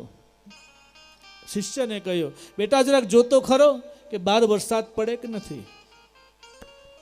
એટલે શિષ્યએ કહ્યું કે ગુરુદેવ આ બિલાડી રૂમમાં આવી છે ને તમારી પાસે જ બેઠી છે, તમે એના પર હાથ ફેરવો, જો સૂકી હશે તો માનજો કે વરસાદ નથી, અને ભીની હશે તો માનજો કે વરસાદ છે.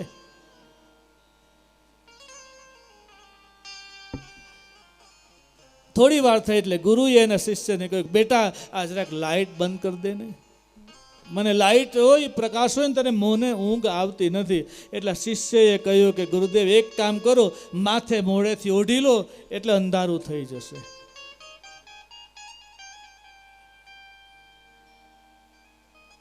થોડીક વાર થઈ એટલે ગુરુએ કહ્યું બેટા જરાક બારણું બંધ કર ને, આ બારણું ખુલ્લું છે ને મને ભય લાગે છે કદાચ આશ્રમમાં ચોર આવશે.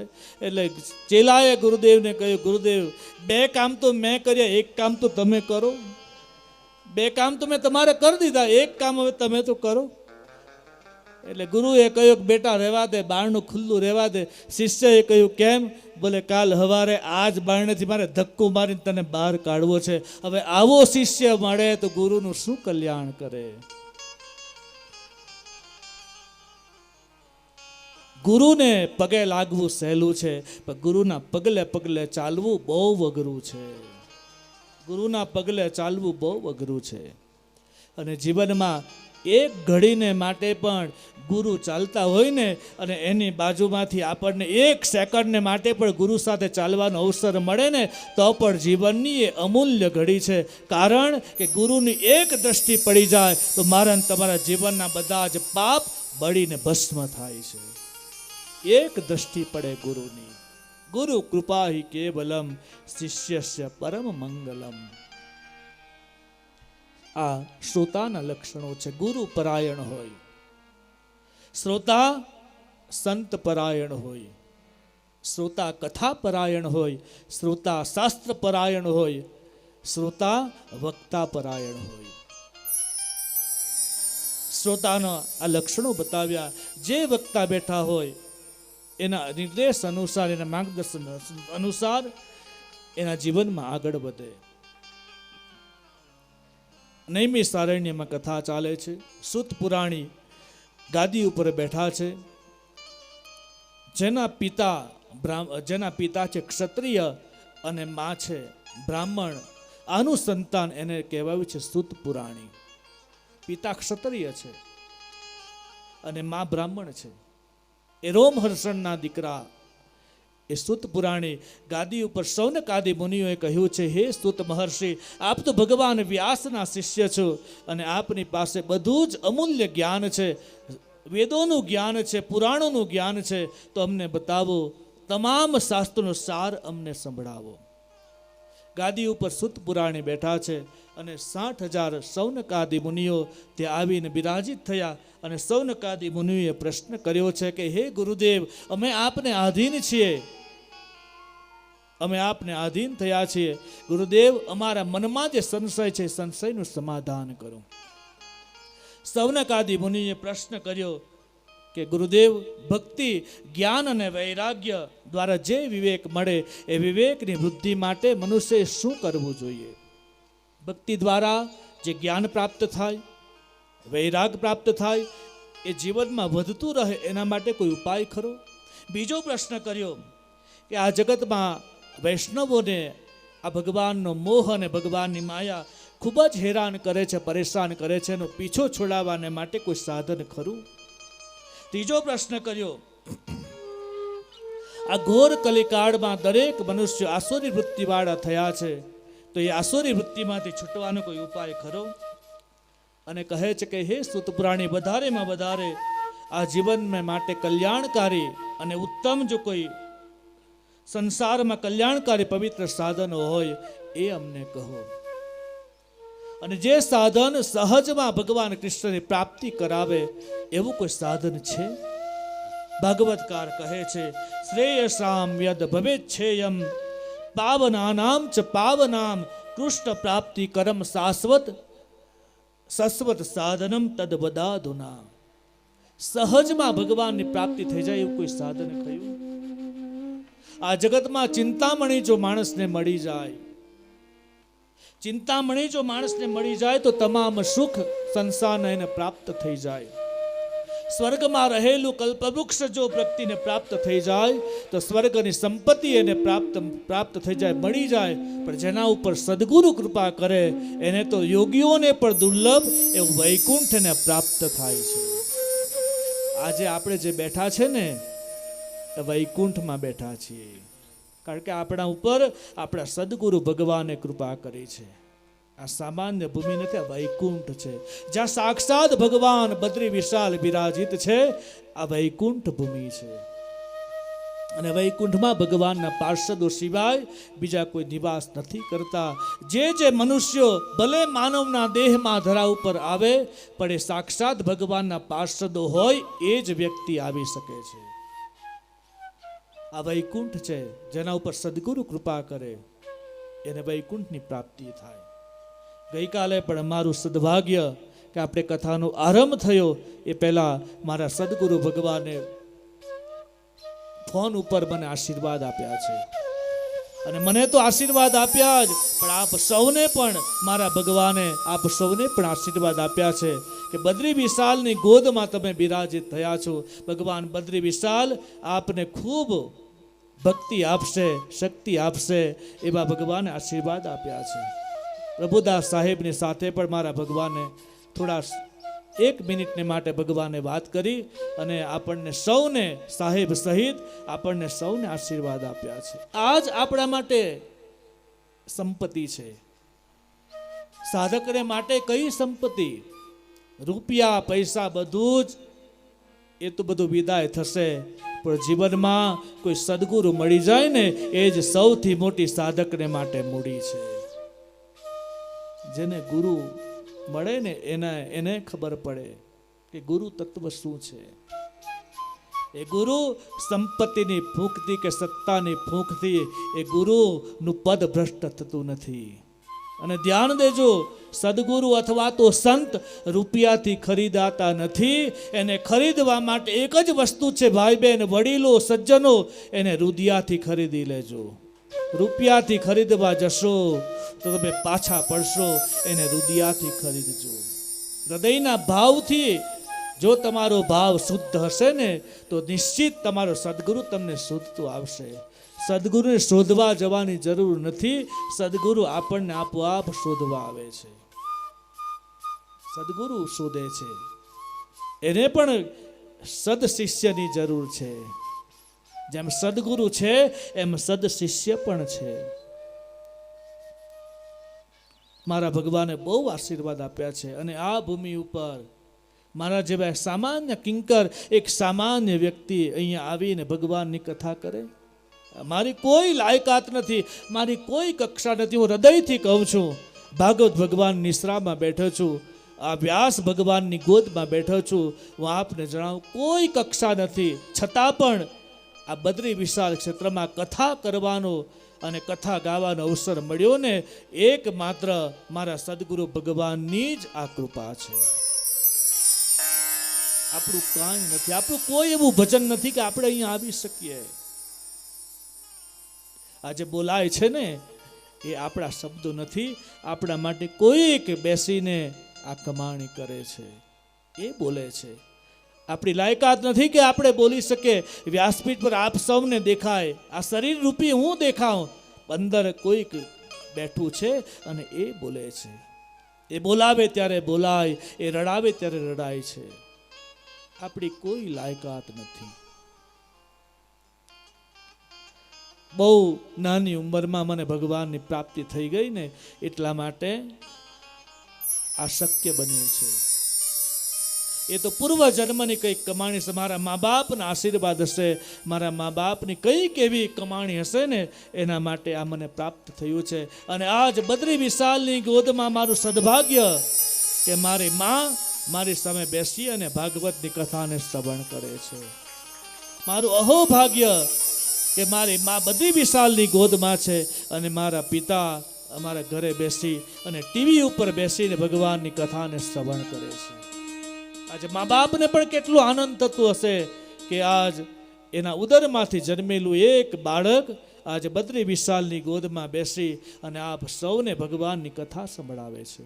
આ મા બાપના પુણ્ય, અમારા સદગુરુ ભગવાનની કૃપા, આ બે જ વસ્તુ કામ કરી અને બે વસ્તુ આ જગતની અંદર ભક્તિનો ડંકો વગાડે છે. બાકી આપણી કોઈ કક્ષાને કોઈ લાયકાત નથી. મારા સદગુરુ ભગવાન વીરપુર આશ્રમમાં બેસી અને એક મારા જેવા કિંકરને માટે કેટલું તકલીફ વેઠે છે. જેમ મા બાપ પોતાના બાળકને માટે કેટલી તકલીફ વેઠે, એમ સદગુરુ પણ એક બાળકને માટે, એક શિષ્યને માટે કેટલી તકલીફ ઉઠાવે છે. એક વાર ગુરુજી આત્મા મંદિરે આવો રે.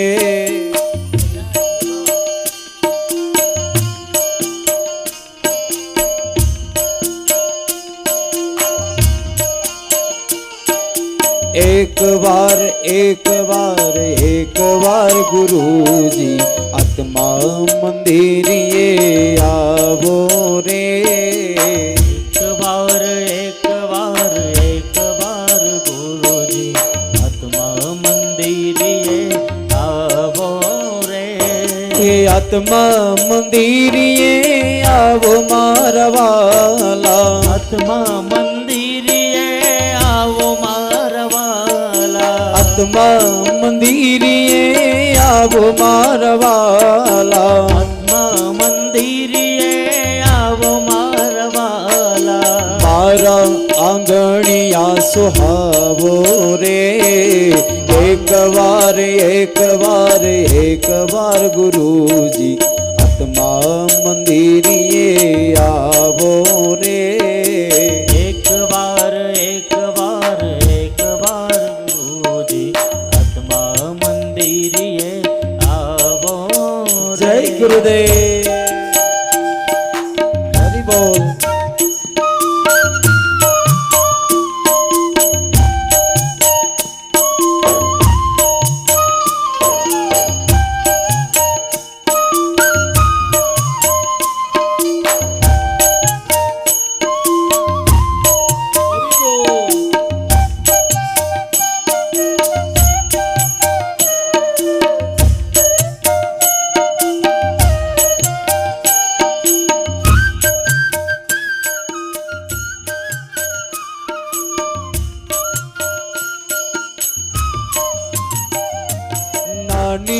સીજું ફળીને મન મારા મોટડા નાની છે ઝૂંપડી ને મન મારા મોટડા નાની સીજું પડીને મન મારા મોટડા નાની છે ઝૂંપડી ને મન મારા મોટડા માટે ના સંકોચાવો રે એક વાર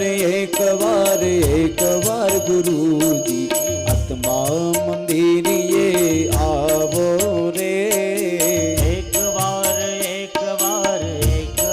ગુરુજી આત્મા મંદિરે આવો રે હરિ બોલ.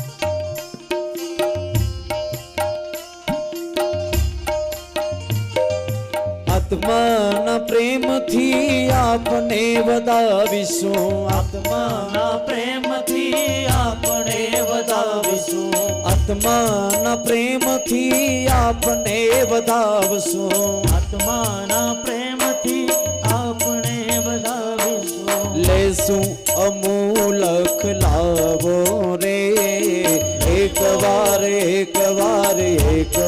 ગુરુજી આત્મા મંદિરીએ આવો રે એક વાર ગુરુજી આત્મા મંદિરે આવો રે. હા માયા ને મૂડીમાં એક પ્રભુ નામ છે માયાની મૂડીમાં એક પ્રભુ નામ છે માયા ને મૂડીમાં એક પ્રભુ નામ છે માયાની મૂડીમાં એક પ્રભુ નામ છે બીજી વસ્તુનો અભાવો રે એક વાર ગુરુજી આત્મા મંદિરીએ આવો રે એક વાર ગુરુજી આત્મા મંદિરીએ આવો રે તમારી અમારી પ્રીતળી પુરાણી તમારી અમારી પ્રીતળી પુરાણી તમારી અમારી પ્રીતળી પુરાણી તમારી અમારી પ્રીતળી પુરાણી પુરાણો ખ્યાલ કંઈક લાવો રે એક વાર ગુરુજી આત્મા મંદિરીએ આવો રે એક વાર ગુરુજી આત્મા મંદિરે આવો રે અજય બાપુ કહે મારી ઝૂંપડીએ અજય બાપુ કહે મારી ઝૂંપડીએ યોગી મહારાજ ને કહે અમારી ઝૂંપડીએ મહારાજ કહે મારી ઝૂંપડીએ સદગુરુ ભગવાન કહી અમારી ઝૂંપડીએ આનંદ વરસાવો રે એક વાર ગુરુજી આત્મા મંદિરીએ આવો રે આત્મા મંદિરીએ આવો રે આત્મા મંદિરીએ આવો રે. સદગુરુ કૃપા કરે તો યોગીઓને પણ દુર્લભ એવું વૈકુંઠને પ્રાપ્ત થાય. સુત પુરાણીને સૌનકાદિ મુનિએ કહે છે કે હે ગુરુદેવ, કૃષ્ણ પ્રાપ્તિ કરમ સસ્વત સાધનમ તદવદાદુના, સહજમાં ભગવાન કૃષ્ણને પ્રાપ્તિ થાય એવું કોઈ સાધન બતાવો. અને પ્રીતિપૂર્વક સૌનકે પ્રશ્ન કર્યો. ભાગવતકાર કહે છે પ્રીતિ સૌનક ચિત્તે તે રતો વચમી વિચાર્ય ચ સર્વ સિદ્ધાંત નિષ્પન્નમ સંસાર ભયનાશનમ. સૌનક કહે છે આ ભયને, આ સંસારમાં રહેલા ભયોને ત્રાસમાંથી મુક્ત કરવાને માટે સુત પુરાણી કહે છે, હે સૌનકાદિ મુનિઓ, જે કથા ભક્તિનો પ્રવાહ વધારે છે એવી ભગવાનની કથા હું આપને કહું છું. અને નૈમિષ ક્ષેત્રમાં સુત પુરાણી સૌનકાદિ મુનિઓની સમક્ષ ભગવાનની કથાનું આરંભ કરતા કહે છે કે હે સૌનકાદિ મુનિઓ, કલિયુગના જીવોના ઉદ્ધાર કરવાને માટે અને કાળરૂપી સર્પના ત્રાસમાંથી છોડાવવાને માટે ભગવાનની કથા એ ભવસાગરને તારનારી કથા છે. ભાગવતકાર કહે છે, કાલ વ્યાલ મુખગ્રાસ ત્રાસ નિર્નાશ હે તવે શ્રીમદ ભાગવતી કથામ કલૌ કિરેણ ભાષિતમ. શ્રીમદ ભાગવતીમ શાસ્ત્રમ કલૌ કિરેણ ભાષિતમ. ભાગવતકારે કહ્યું છે કે હે સૌનકાદિ મુનિઓ, આ સંસારમાં પ્રત્યેક માનવનું આયુષ્ય કાળ તરફ જઈ રહ્યું છે. પ્રત્યેક વ્યક્તિનું જીવન એ કાળના મુખમાં જઈ રહ્યું છે. કાલ વ્યાલ મુખગ્રાસ ત્રાસ નિર્નાશ હે તવે. કાળના મુખમાંથી કોણ છોડાવી શકે? ભાગવતકાર કહે છે એકમાત્ર, અને તે છે ભગવાનની કથા. આપણા દરેક વ્યક્તિનું જીવન ગઈકાલે જે દિવસ હતો એ પાછો આવવાનું નથી. આજ જેનું વર્ષગાંઠ છે, આજે જેની જન્મતિથિ છે, વર્ષગાંઠ છે, એ દિવસ, આજનો દિવસ ગઈકાલનો કયો? આજે જેના 70 વર્ષ પૂરા થયા કે 50 વર્ષ પૂરા થયા, આપણે કોકને પૂછે કે ભાઈ તમે કેટલાના થયા? બોલે 50 વર્ષ થયા, 70 વર્ષ થયા. 70 વર્ષ થયા એ એને ખબર છે, હવે પછી કેટલા દિવસ જીવવાનો એને ખબર નથી. કેટલું જીવ્યા એ ખબર છે, હવે પછી કેટલા દિવસ આ પૃથ્વી ઉપર આપણે રહીશું એનું આપણને ખબર નથી. ક્રિકેટના મેદાન ઉપર જ્યારે ખેલાડી ક્રિકેટ બેટ લઈને જાય, સામેથી બોલર બોલ નાખે, બોલર બોલ નાખે છે, એમ્પાયર ઊભો છે, અને સ્ટેડિયમમાં જે જાહેરાત કરે, સ્ટેડિયમમાં જે કોમેન્ટેટર છે, કોમેન્ટેટરને ખબર છે બોલરને એ બોલ નાખે છે. બોલ નાખનારાને ખબર છે કે મેં કેટલા બોલ નાખ્યા, કેટલા દડા નાખ્યા. ક્રિકેટર રન બનાવે એને ખબર છે કેટલા રન મેં બનાવ્યા, દોડીને કેટલા રન મેં બનાવ્યા એ એને ખબર છે, પણ આવનારા કયા દડાએ એ આઉટ થશે એને ખબર નથી. એમ હું ને તમે આટલા દિવસ, આટલા વર્ષો જીવ્યા એ ખબર છે, હવે પછીના કયા દિવસે આપણે આઉટ થશું એ આપણને ખબર નથી. કઈ ક્ષણે, કયા પલે આપણે આઉટ થશું એટલે ખબર નથી. એટલા માટે અમારા સાહેબ કાયમ માટે કહે, કબીર સાહેબે કહ્યું, શ્વાસા કેવું, શ્વાસ શ્વાસ में नाम ले मिथ्या श्वास न जाए, પછી ન જાણે કોણ શ્વાસ में આવન હોય ન હોય. એટલા માટે શ્વાસે શ્વાસે ભગવાનનું નામ લો, કયા શ્વાસે આ શ્વાસ નીકળી જશે એનું આપણને ખબર નથી. આવેલો શ્વાસ એ પાછો કઈ રીતે ક્યારે નીકળી જશે અને પાછો આવશે કે નહીં એનું ખ્યાલ નથી. એટલા માટે શ્વાસે શ્વાસે ભગવાનનું નામ લેવું. આ જ જીવન છે, બહુ ટૂંકું જીવન છે. ગઈકાલે પણ કહ્યું 83,99,999 યોની પૂર્ણ કરી અને અંતિમ યોનીમાં આપણે આવ્યા છીએ. કાલ વ્યાલ મુખ ત્રાસ નિર્નાશ હે તવે. કાળ તરફ જઈ રહ્યા છે. આટલા વર્ષો એ કાળનો કોડિયો થયો, હવે પછીના દિવસોમાં ક્યારે આપણો ગ્રાસ બની જશે એનું ખબર નથી. એટલા માટે ભગવાન વ્યાસ લખે છે કે જ્યારે ભવસાગરને તારનારું કોઈ સાધન હોય તો શ્રીમદ ભાગવતીમ શાસ્ત્રમ કલૌ કિરેણ ભાષિતમ. અને આ શાસ્ત્ર ક્યારે મળ્યું કે જન્માંતરે ભવેત પુણ્યમ તદા ભાગવતમ લભેત. આપણને અહીંયા બેઠા છે, આપણને આ શાસ્ત્ર મળ્યું, ભાગવત કથા સાંભળવાનો અવસર મળ્યો, એ આ જન્મની કમાણી છે નહીં. જન્માંતરે ભવેત પુણ્યમ, ભાગવતકારે પ્રશ્ન કર્યો, પણ આપણને આપણા કર્મ ઉપર, આપણા પુણ્ય ઉપર ભરોસો ખરો? આપણને આપણા પુણ્ય ઉપર ભરોસો નથી, છતાં પણ આપણને ભાગવત મળ્યું. આ કેટલી મોટી એની કૃપા છે. આપણને આપણા કર્મ ઉપર, આપણા પુણ્ય ઉપર ભરોસો નથી, પણ એનો ઉત્તર રામચરિતમાનસમાં છે. ભાગવતકારે પ્રશ્ન કર્યો, પણ એનો જવાબ છે રામાયણમાં. રામાયણમાં લખ્યું છે, ગોસ્વામીજી કહે છે, શું કહ્યું? બિનુ સત્સંગ. बिनु सत्संग विवेक न होई, बिनु सत्संग विवेक न होई, राम कृपा बिनु सुलभ न सोई, राम कृपा बिनु सुलभ न सोई.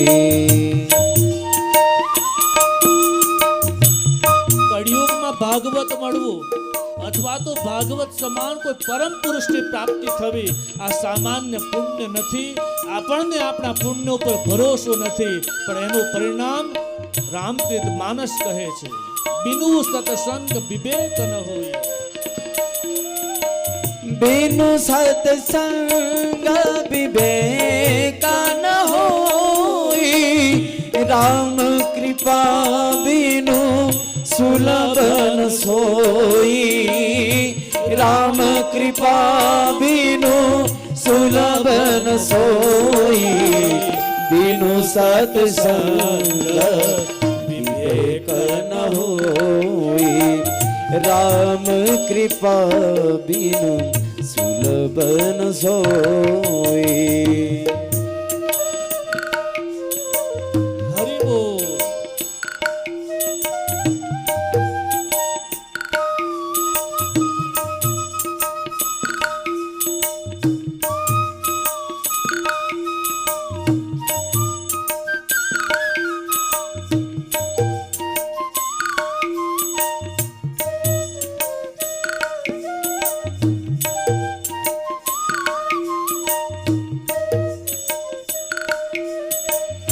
कलयुग केवल नाम आधारा, कलयुग केवल नाम आधारा, सुमिर सुमिर नर उतर ही पारा, सुमिर सुमिर नर उतर ही पारा, बिनु सत्संग विवेक न होई, राम कृपा बिनु सुलभ न सोई. બિનુ સત્સંગ વિવેક ન હોય. સત્સંગ વગર વિવેક આવતો નથી. પણ સત્સંગ ક્યારે મળે? એક અર્ધાલીમાં ગોસ્વામીજી કહે, બિનુ સત્સંગ વિવેક ન હોય. સત્સંગ વગર વિવેક આવતો નથી, તો સત્સંગ ક્યારે મળે? તો બીજી અર્ધાલીમાં જવાબ છે, રામ કૃપા બિનુ સુલભ ન સોઈ. રામની કૃપા થાય તો જ એને સત્સંગતિની પ્રાપ્તિ થાય. ભાગવતકારે પ્રશ્ન કર્યો, એવા કોઈ પુણ્ય નથી, પુણ્યનું પરિણામ નથી કે બદ્રી વિશાળ ક્ષેત્રમાં આપણને ભાગવત મળે. પણ રામચરિતમાનસ કહે, રામ કૃપા બિનુ સુલભ ન સોઈ. રામની કૃપા થઈ, આપણા ઈષ્ટની કૃપા થઈ, બદ્રી વિશાળ ભગવાનની કૃપા થઈ, વ્યાસ નારાયણ ભગવાનની કૃપા થઈ, એટલા માટે આપણને ભાગવત કથા પ્રાપ્ત થઈ છે. એટલા માટે ભાગવત મળ્યો. અને રામચરિતમાનસ ઉત્તરકાંડમાં કહ્યું, અતિ હરિ કૃપા જાહી પર હોઈ, પાવ દેઈ એ માર્ગ સોઈ. કૃપા તો થાય, બધા ઉપર થાય, કૃપા બધા ઉપર થાય છે, પણ જ્યારે અતિ કૃપા થઈ જાય ત્યારે વ્યક્તિ કથા મંડપ તરફ એ પગલા માંડે છે. આપ સૌના ઉપર ભગવાનની અતિ કૃપા થઈ. ગઈકાલે પોથી અમે લઈને ગયા વ્યાસ ભગવાન નિશ્રામાં, વ્યાસ ગુફામાં. અમે તો લગભગ 13 જણા હતા. અમારા ઉપર કૃપા હતી, ભગવાન વ્યાસની કૃપા હતી. અમે કારણ કે અમે જવાના જ હતા. પણ અતિ કૃપા કોના પર થઈ? વ્યાસ ગુફામાં અમે ગયા ત્યારે અમારા પર કૃપા હતી, પણ ત્યાં ગયા પછી અમારા શૈલેષભાઈ નવસારીથી જે આવ્યા છે, શૈલેષભાઈ અને શશિકાંતભાઈ, ધ્રુવભાઈ અને અમારા શું નામ, ધીરેનભાઈ, આ વડીલો ત્યાં અચાનક વ્યાસ ગુફાની પાસે આવ્યા અને એમને પણ મસ્તક ઉપર પોથી ધારણ કરવાનો અવસર પ્રાપ્ત થયો. આ ભગવાન વ્યાસની અતિ કૃપા છે. અતિ કૃપા અચાનક જ્યારે ત્યાં આવ્યા ત્યારે અચાનક એમના ઉપર કૃપા થઈ ગઈ. આ અતિ કૃપા છે. એવી જ ઘટના અમે બદ્રી વિશાલ ભગવાનના મંદિરમાં ગયા. બદ્રી વિશાલ ભગવાનના દર્શન કરી અમે છેલ્લા દર્શન 1 વાગે લગભગ અત્યારના સમયે અમે બદ્રી વિશાલ ભગવાનના દર્શન કરવા માટે પોથી લઈને ગયા. અમે તો એટલા જ માણસો હતા, પણ જ્યારે પોથી લઈને બહાર નીકળ્યા ત્યારે અમારા કિંજલબેન ને આ બહેનો એમને રસ્તામાં મળ્યા. અમારા ઉપર બદ્રી વિશાલની કૃપા હતી, અમે જવાના જ હતા, પણ અચાનક એમનો ત્યાં ભેટો થઈ ગયો અને એમને પણ આ બદ્રી વિશાલ ભગવાનની ગોદમાં મંદિરના પરિસરમાં આ પોથી લેવાનો અવસર પ્રાપ્ત થયો. માટે એમના પર અતિ હરિ કૃપા થઈ છે. કૃપા તો થાય, પણ અતિ હરિ કૃપા થઈ જાય ત્યારે એના માટે સુલભ બની જાય. અચાનક આવી ઘટનાઓ ઘટે ત્યારે માનવો કે આપણા ઉપર પરમાત્માની અતિ કૃપા થઈ છે. અતિ હરિ કૃપા જાહી પર હોઈ, પામ દેઈ એહી માર્ગ સોઈ. એ જ વ્યક્તિ કથા સુધી એના પગલા માંડે છે, બાકી કોઈની તાકાત નથી કે આવી શકે. તો એવી અતિ કૃપા આપણા ઉપર થઈ. દેવતાઓને પણ દુર્લભ એવો આ ભાગવતની કથા દેવતાઓને નથી મળી. સુત પુરાણે કહે છે કે હે સૌનકાદિ મુનિઓ, તમે ધન્ય છો, તમારું જીવન ધન્ય કે તમને ભાગવત કથા મળી. દેવતાઓને પણ દુર્લભ એને મળતી નથી. એના માટેનો તમને ઇતિહાસ કહું છું. અને ઇતિહાસ સુત પુરાણે કહે છે કે જ્યારે સુખદેવજી ભગવાન ગંગાજીના કિનારે પરીક્ષિત રાજાને કથા સંભળાવે ત્યારે આકાશમાંથી દેવતાઓ અમૃતનો કુંભ લઈને આવ્યા છે. અને એ અમૃતના કુંભની કથા આપણે આવતીકાલે લઈશું. આજની કથાને વિરામ આપું એ પહેલાં 2 મિનિટને માટે ભગવાન નામ સંકીર્તન ભાવ અને શ્રદ્ધાથી પ્રેમથી ગાઓ. કારણ કે આપણે બદ્રી વિશાલની ગોદમાં બેઠા છે. આટલું તમે ધ્યાન રાખજો, બીજું કાંઈ નહીં. પ્રેમથી અને પ્રસન્નતાથી ગાજો. આવો પ્રેમથી ભગવાન નામ સંકીર્તન. રાધે ગોવિંદ ભજો, રાધે ગોવિંદ, રાધે ગોવિંદ ભજો, રાધે ગોવિંદ, રાધે ગોવિંદ ભજો, રાધે ગોવિંદ, રાધે ગોવિંદ ભજો, રાધે ગોવિંદ, રાધે ગોવિંદ ભજો, રાધે ગોવિંદ, રાધે ગોવિંદ ભજો, રાધે ગોવિંદ, બદ્રી વિશાલ ભજો, રાધે ગોવિંદ, બદ્રી વિશાલ ભજો, રાધે ગોવિંદ, બદ્રી વિશાલ ભજો, રાધે ગોવિંદ, બદ્રી વિશાલ ભજો, રાધે ગોવિંદ, દ્વારિકાના નાથ ભજો, રાધે ગોવિંદ, દ્વારિકાના નાથ ભજો, રાધે ગોવિંદ, દ્વારિકાના નાથ ભજો, રાધે ગોવિંદ, દ્વારિકાના નાથ ભજો, રાધે ગોવિંદ, ઠાકોરના નાથ ભજો, રાધે ગોવિંદ, ઠાકોરના નાથ ભજો, રાધે ગોવિંદ, ઠાકોરના નાથ ભજો, રાધે ગોવિંદ, ઠાકોરના નાથ ભજો, રાધે ગોવિંદ, વીરપુરના નાથ ભજો, રાધે ગોવિંદ, વીરપુરના નાથ ભજો, રાધે ગોવિંદ, વીરપુરના નાથ ભજો, રાધે ગોવિંદ, વીરપુરના નાથ ભજો, રાધે ગોવિંદ, તાજપુરાના નાથ ભજો, રાધે ગોવિંદ, તાજપુરના નાથ ભજો, રાધે ગોવિંદ, તાજપુરાના નાથ ભજો, રાધે ગોવિંદ, તાજપુરાના નાથ ભજો, રાધે ગોવિંદ, બદ્રી વિશાલ ભજો, રાધે ગોવિંદ, બદ્રી વિશાલ ભજો, રાધે ગોવિંદ, રૂક્ષ્મણીના નાથ ભજો, રાધે ગોવિંદ, રૂક્ષ્મણીના નાથ ભજો, રાધે ગોવિંદ, મીરાના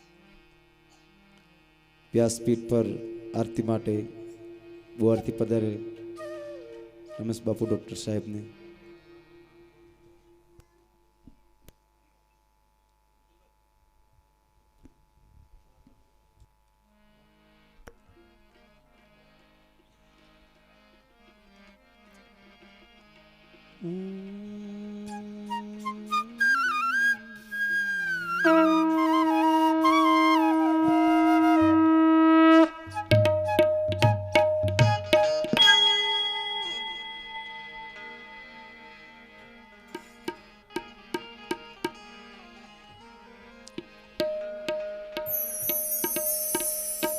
सोना के आरती करूं धरी